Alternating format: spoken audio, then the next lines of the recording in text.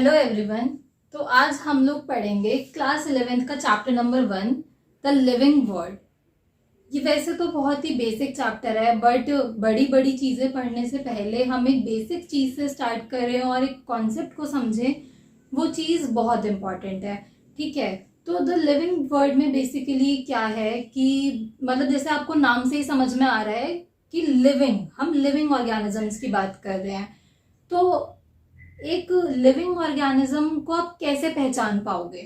ठीक है, तो उसके कुछ फैक्टर्स होते हैं, जैसे कि इसमें 5 फैक्टर्स दे रखे हैं। बहुत सारे लोग हैं जिनको लगता है कि भाई कोई इंसान है या कुछ भी है, वो चीज अगर ग्रो कर रही है तो वो लिविंग में आई। ठीक है, बट ऐसा नहीं होता है। जैसे कोई माउंटेन है, ग्रो तो वो भी कर रहा है, राइट? या कोई हम ऐसे बोले ब्रेड पे कुछ जैसे फंगस वगैरह लग जाती है, तो ग्रो तो वो भी कर रही है, बट इसका मतलब ये तो नहीं है कि वो लिविंग है।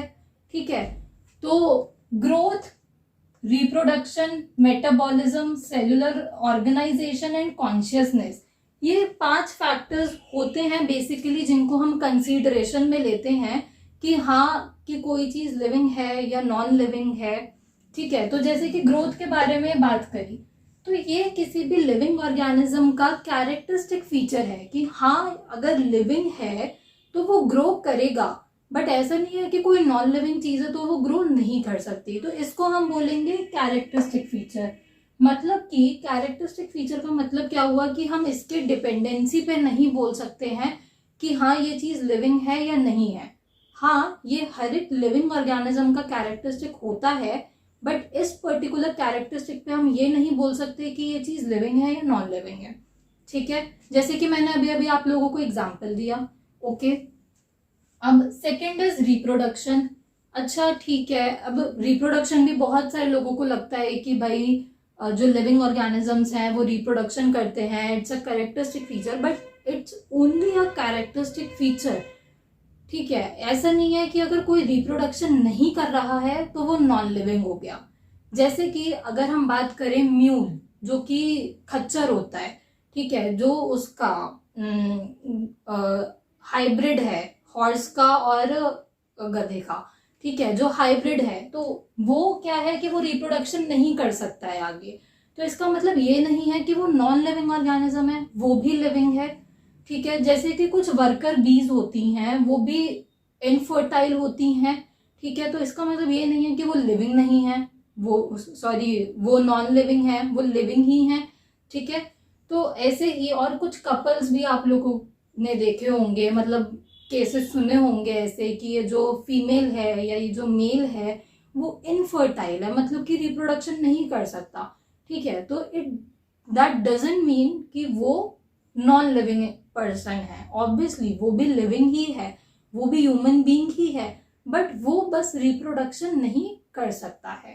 ठीक है, ऐसे ही बहुत सारे नॉन लिविंग चीजें हैं जो कि रिप्रोडक्शन कर सकती हैं, जैसे कि प्लेनेरिया। ठीक है, प्लेनेरिया इसका एक एग्जाम्पल है,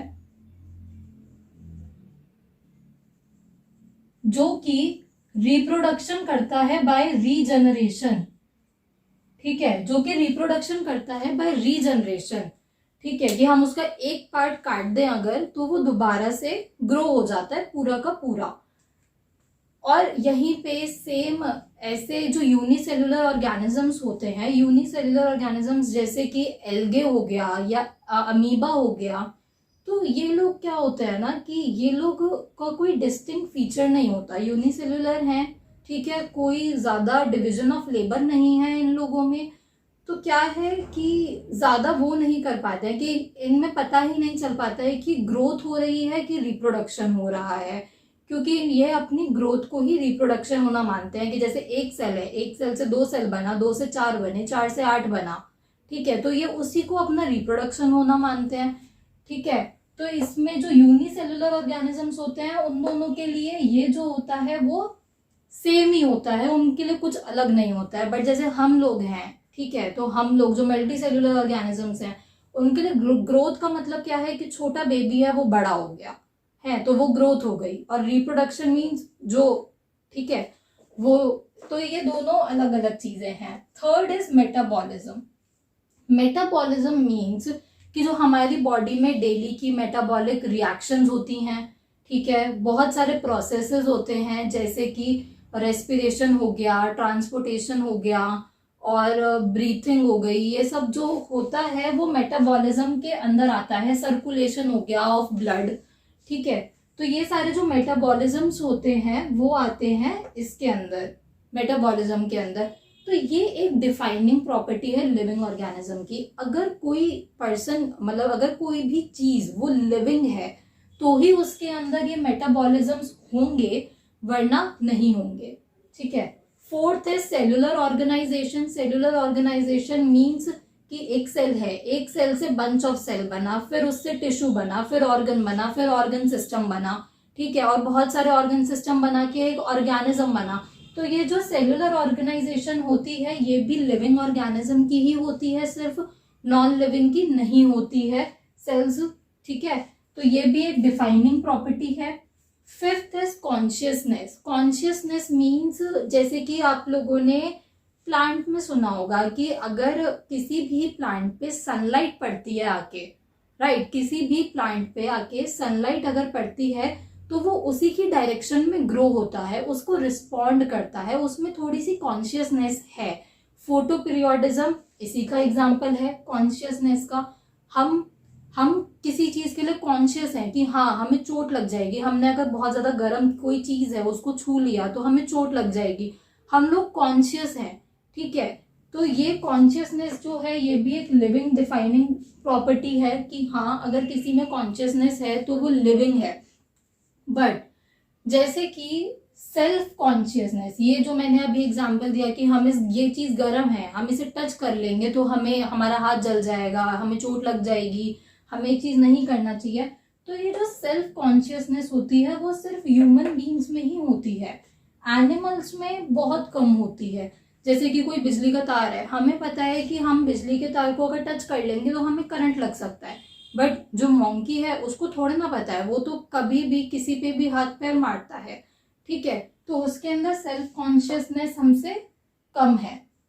ओके, तो आई थिंक कि आप लोगों को ये जो 5 फैक्टर्स है लिविंग थिंग्स के, लिविंग जो वर्ड है उसको समझने के काम में आए होंगे, ठीक है। जो भी समझाया मैंने कि ग्रोथ और रिप्रोडक्शन जो है वो सिर्फ एक कैरेक्टरिस्टिक फीचर है कि लिविंग है तो वो ये चीज करेगा, ठीक है। बट ऐसा नहीं है कि कोई, जैसे ग्रोथ में भी आप ये एग्जांपल ले सकते हैं जो कि मैंने आपको रिप्रोडक्शन में दिया, कि कोई भी लिविंग ऑर्गेनिज्म जैसे कि मेल फीमेल है वो रिप्रोडक्शन नहीं कर पा रहा है तो दैट डजंट मीन कि वो लिविंग नहीं है, ठीक है। तो सेम आपने देखा होगा कि बहुत सारे लोग होते हैं जो बहुत छोटे रह जाते हैं हाइट में, बट उनकी एज बढ़ती जाती है, जिसको हम बेसिकली ड्वार्फिज्म भी बोलते हैं, कि छोटा रह जाना। तो ऐसा थोड़ी है कि मतलब वो ग्रोथ नहीं कर पा रहा है, उसकी बॉडी बड़ी नहीं हो पा रही है तो वो लिविंग नहीं है। हाँ वो भी, सॉरी, हाँ वो भी लिविंग ही है बट ग्रोथ नहीं हो रही है बस उसमें। तो इसीलिए ये दोनों कैरेक्टरिस्टिक फीचर होते हैं। और डिफाइनिंग प्रॉपर्टी मीन्स कि जो लिविंग होगा वो ये काम करेगा ही करेगा, ठीक है। ओके, सो आज की वीडियो में बस इतना ही, ठीक है। अभी इसके आगे का चैप्टर हम नेक्स्ट वीडियो में पढ़ेंगे।